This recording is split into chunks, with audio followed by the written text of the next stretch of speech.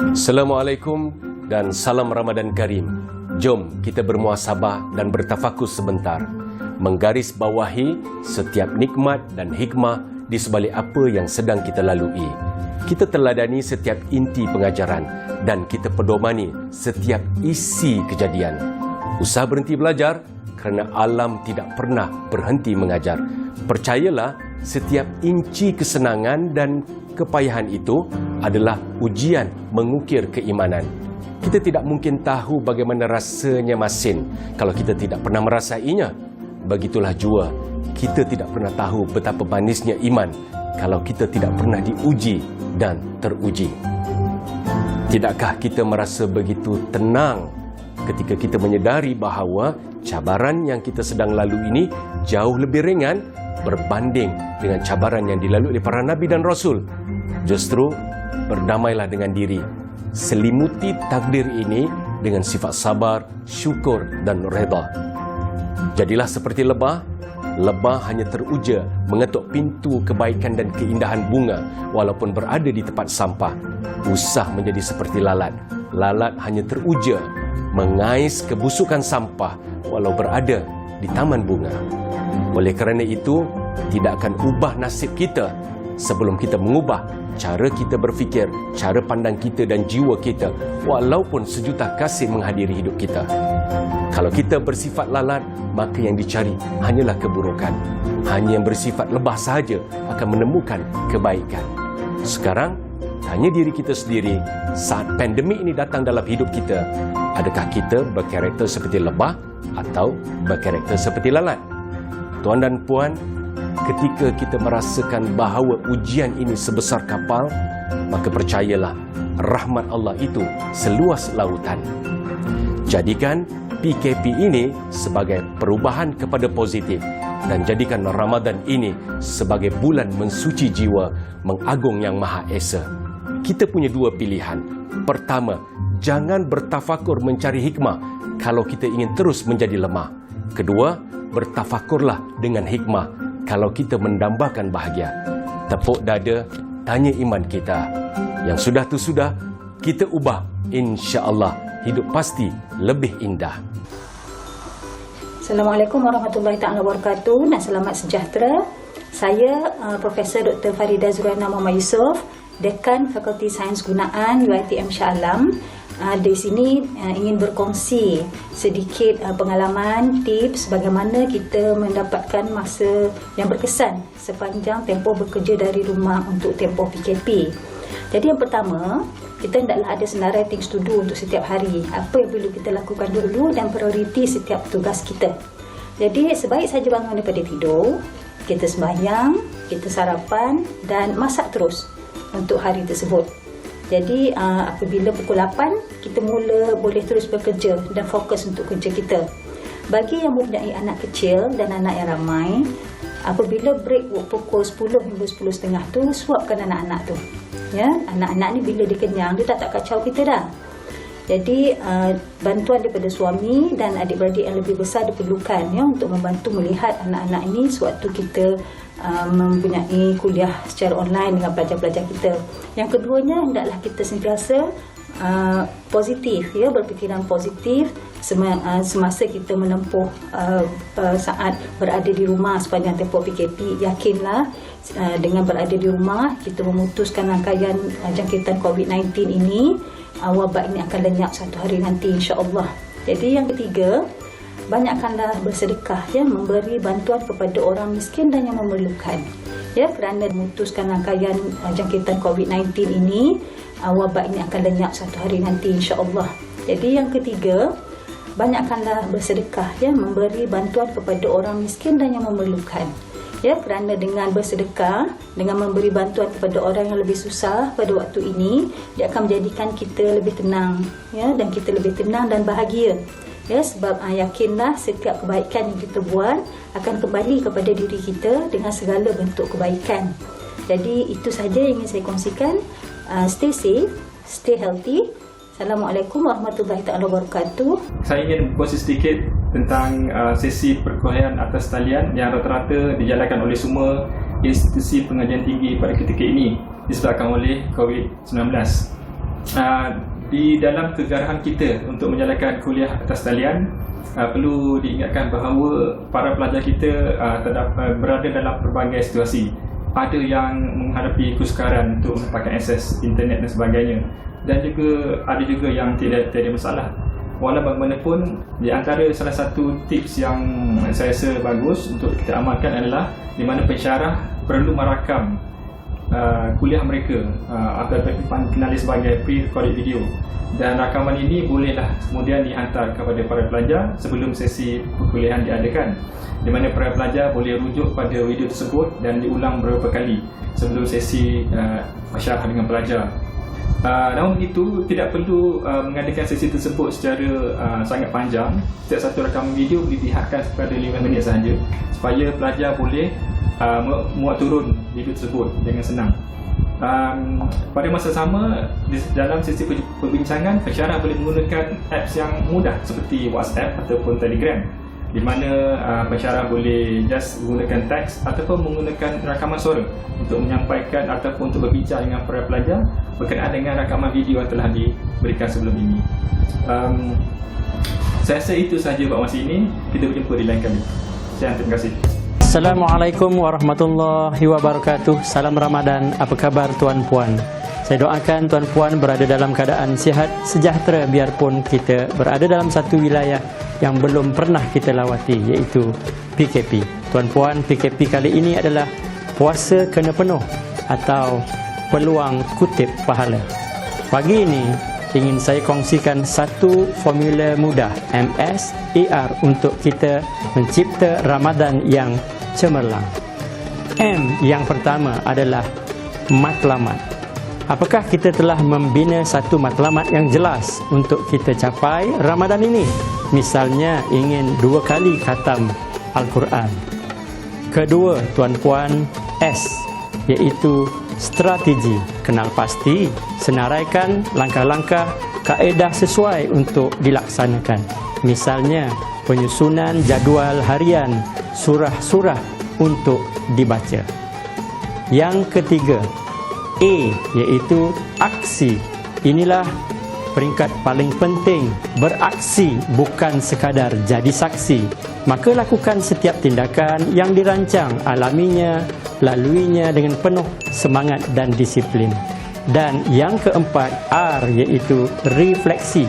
Pada peringkat ini, berhenti seketika, lakukan proses semak dan audit setiap tindakan dan strategi. Teruskan, perbaiki dan tambah baik tindakan dan strategi kita. Tuan dan puan, formula MSER ini insya-Allah dapat membantu kita mencipta Ramadan yang cemerlang untuk tahun ini dan tahun-tahun mendatang. Jom semak, jom audit. Tak ubah banyak, kita ubah sikit, insya-Allah. Sekian, terima kasih. Assalamualaikum warahmatullahi wabarakatuh. Hari ini saya ingin berkongsi dengan rakan-rakan pensyarah yang lain tentang kolaborasi pengajaran dalam talian. Saya yakin semua orang tahu sejak PKP diperkenalkan, kita diarahkan untuk mengadakan pengajaran dalam talian. Walaupun perkara ini mungkin baru bagi setengah pensyarah, tetapi saya melihat perkembangan yang sangat positif, di mana pensyarah telah berkenalkan platform-platform maya yang sangat kreatif seperti Google Classroom, YouTube, Padlet dan sebagainya. Namun, saya ingin mengajak rakan-rakan sekalian agar sama-sama kita meningkatkan kredibiliti kita sebagai pensyarah dengan mengadakan kerjasama pengajaran bersama pensyarah-pensyarah yang lain. Mungkin pensyarah-pensyarah ini mempunyai kepakaran yang sama dengan kita, tetapi berada di lokasi yang berbeza. Contohnya, di universiti-universiti tempatan yang lain, atau mereka boleh berada di universiti-universiti di luar negara. Tidak perlu pergi terlalu jauh. Kita boleh mula berkongsi pengajaran atas talian, dalam talian dengan rakan-rakan jiran kita seperti Indonesia, Singapura, Myanmar, Vietnam dan sebagainya. Manfaat yang kita boleh dapat daripada kolaborasi pengajaran dalam talian ini adalah kita boleh meningkatkan pengalaman kita sebagai seorang pengajar universiti, kerana kita bakal melibatkan gabungan 2 buah universiti dan negara yang berbeza. yang sudah pasti mempunyai latar belakang pelajar yang berbeza-beza. Dan kedua, sudah pasti kita boleh meningkatkan pentapakan akademik universiti dan Malaysia di peringkat antarabangsa. Rakan-rakan sekalian, saya berharap perkongsian ini bermanfaat. Ingin mengulas mengenai penggunaan PPE, iaitu Plastic Protective Equipment. Alatan PPE ini amat berguna untuk mengawal jangkitan virus, terutama dalam zaman COVID yang masih berleluasa. PPE ini amat dikendaki in demand di seluruh dunia. Penggunaan PPE seperti face mask, face shield, gown serta sarung tangan, hampir kesemuanya ni dibuat daripada polimer ataupun bahan plastik. Malahan sanitizer cecair perlu diisi di dalam botol plastik. So penggunaan plastik ni amat meluas dalam pelbagai sektor pembungkusan, medikal, binaan dan pengangkutan. Untuk PPE, face mask serta gown misalnya, ia diperbuat daripada non-woven PP, iaitu yarn polimer propylena. Ia banyak digunakan dalam pembuatan beg multi-use. So bahan PPE ini adalah polimer yang tidak boleh didegradasi. Plastik telah menghadapi kritikan dari pelbagai organisasi dan masyarakat kerana dituduh punca pencemaran alam. Alternatif kepada plastik telah diusahakan untuk mengatasi masalah pencemaran alam, iaitu dengan penggunaan plastik biodegradasi. Untuk beg serta pembungkusan makanan, contohnya single use plastik, beg bio telah pun digunakan sekarang. Langkah penggunaan di wilayah persekutuan telah pun dimenterai sejak tahun 2019. Bagi PPE untuk face mask misalnya, ia dibuat daripada 3 layer bahan polipropilin. Penggunaan di seluruh dunia adalah berbilion keping sehari. Umum mengetahui pembuangan face mask ini adalah tidak terkawal. Kita lihat ia bertaburan merata-rata menjadi punca jangkitan dan sebagian besar berakhir di tempat pembuangan sampah dan sungai-sungai. PPE ini akan hancur menjadi mikroplastik. Mikroplastik seperti yang saintis-saintis lain temui menjadi makanan haiwan di air, sungai atau laut yang akan mengancam kehidupan ikan-ikan dan manusia pula. Jadi, diharapkan satu langkah yang drastik dapat disusun untuk mengelak pencemaran menjadi lebih kritikal. Selain incineration atau pembakaran, PPE, bahan PPE yang digunakan perlu diganti dengan alternatif dan bioresin yang mesra alam untuk kelestarian dan kesejahteraan umat sejagat. Diharap masyarakat dapat melihat impak PPE plastik yang amat perlu diatasi demi dunia yang kita sayangi ini. Apa hikmah PKP sebenarnya? Sebenarnya ia menjadikan kita seorang disiplin. Apa definisi disiplin? Kita buat sesuatu yang kita mesti buat, suka ke tak suka kita buat sebab kita amalkan disiplin. Ingat, dalam hidup ini kita ingat 2D, iaitu decision, keputusan dan disiplin. Sebab kalau kita buat keputusan untuk setiap hari jadi orang yang sihat, orang yang bijak, orang yang penyayang, orang yang menjaga silaturahim, orang yang sangat dekat dengan pencipta, orang yang memberi manfaat, maka kita jadi orang yang menjaga diri kita, kebersihan diri kita. Kita jaga intelek kita supaya cari ilmu. Kita jaga emosi kita, jangan ada penyakit ataupun emosi negatif. Kita jaga silaturahim kita, sayang semua orang, maafkan semua orang, beri kebaikan pada semua orang. Dan kita sentiasa tanya apa kebaikan yang kita nak beri. So bila kita tulis skrip kehidupan kita, setiap hari saya jadi 1, 2, 3, 4, 5. Kita disiplinkan, mula-mulanya payah, tetapi yakinlah setiap 1% kita betulkan diri kita, dalam masa PKP ni berapa puluh peratus dah kita dah untung. So jadikan masa PKP ni disiplin memperbetulkan diri, melihat orang dengan kasih sayang, menjadi pemerhati diri sendiri, jadi orang sedar diri bukan sedar orang, sucikan hati, sentiasa penuh syukur, penuh sabar, jaga silaturahim. So bila kita disiplin jaga 6S, apa dia? Syukur, sabar, sedar diri, sayang semua orang, sucikan hati dan jaga silaturahim. InsyaAllah kita ada checklist dan kita buat disiplin dalam segala aspek. Fizikal, jaga kebersihan, dan kita pun tak mau rapat-rapat orang tak muhrim pun kita pergi peluk. Kita jaga disiplin segala-galanya insyaAllah, dan juga bina kasih sayang. Disiplin setiap hari, masukkan akaun emosi dengan menyayangi keluarga kita dan semua orang. Assalamualaikum. Bismillahirrahmanirrahim. Assalamualaikum warahmatullahi taala wabarakatuh. Apa khabar tuan-tuan dan puan-puan? Kali ini tuan-tuan dan puan-puan bersama saya ingin kongsikan apa yang saya namakan refleksi bernama. Yang pertama adalah bersabar. Apa yang kita belajar daripada PKP 1 sampai PKP 5, yang paling penting adalah bersabar. Bila kita bersabar, kes diturunkan dan kerajaan pun telah melonggarkan PKP kepada bersyarat yang terkandas dapat pulang ke tempat asal. Yang kedua adalah ego. Ego siapa tuan-tuan dan puan-puan? Ego ketua rumah dapat kita kurangkan. Kalau sebelum ini mungkin ketua rumah tidak kurang membantu isteri untuk membeli barangan rumah, tapi kali ini ketua rumah semasa PKP terpaksa pergi membeli barang rumah. Masa inilah barulah tahu yang mana satu daun sop, yang mana satu daun bawang, dan bahkan ada cerita yang mengatakan ada juga yang ketua rumah pergi ke kedai nak mencari bawang goreng, tapi katanya bawang belum digoreng di kedai. Yang ketiga adalah raikan. Bila masa berlakunya PKP, inilah masanya suami dan isteri untuk raikan ahli keluarga di rumah bersama anak-anak. Yang keempat adalah nasihat menasihati. Antara hikmah berlakunya PKP adalah kita perlu nasihat menasihati antara satu sama lain untuk kita jaga kita, supaya kita menjaga kesihatan dan juga mematuhi peraturan yang ditetapkan oleh pihak kerajaan. Yang keseterusnya adalah kita ambil ibrah. Setiap yang berlaku itu ada hikmahnya. Kita ambil pengajaran sebagai umat Islam. Ambil pengajaran setiap pembelaku itu mesti ada hikmahnya. Yang seterusnya adalah muhasabah. Kita perlu muhasabah diri. Inilah waktu yang terbaik. Apa yang kita belajar daripada sekolah PKP dan madrasah Ramadan, kita muhasabah diri ke arah satu perubahan yang lebih baik. Yang terakhir adalah amalkan.